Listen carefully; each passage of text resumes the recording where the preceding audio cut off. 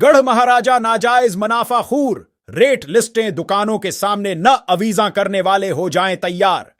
मोहम्मद अमरान की रिपोर्ट के मुताबिक DC Jhang assistant commissioner.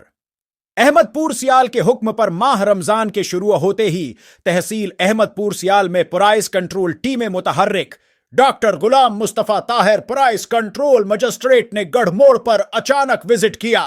Rate लिस्टें आवीजा न होने पर ब्रहमी का इजहार किया और दुकानदारों को वार्निंग दी कि रेट लिस्टें हर दुकानदार दुकान के सामने आवीजा करे रेट लिस्ट रेट से जायद वसूली पर भारी जुर्माने के लिए हर दुकानदार तैयार रहे, किसी से कोई रियायत नहीं बरती जाएगी। उनके हमराह असिस्टेंट डायरेक्टर ज़राअत मोहम्मद इकरम भी मौजूद थे।